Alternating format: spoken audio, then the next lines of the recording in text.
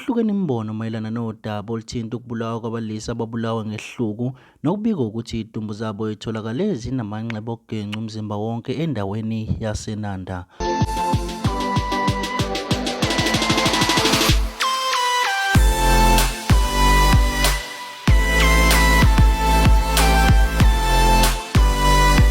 Buku lesilethu uhle TV siyakubingelela ungakhohlwa ukuncofoza u-like, follow, subscribe ukuze siqhubeke sikwethulele zonke ezingenayo.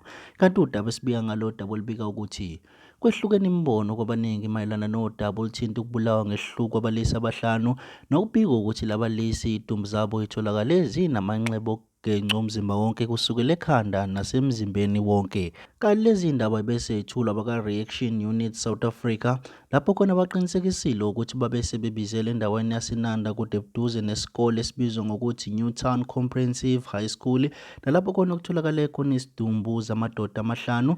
Kanti ngokufika kwabo bathi bezintathu izidumbu bebeyibizelwe, kodwa ngokuqhubeka kokwenzeka kocwaningo amaphoyisa besevumbulula noma esethola ukuthi zikhona ezinye zabalisa ababili abaphinde bayithola nezigcine zibalelwa kwezinhlanu.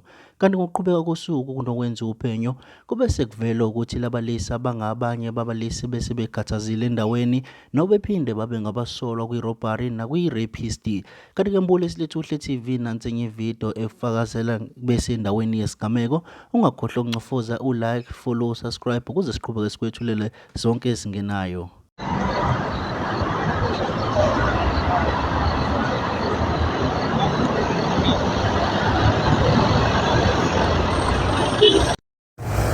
Yo.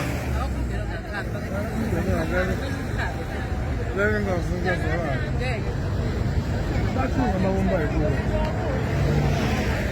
Amanje lokho.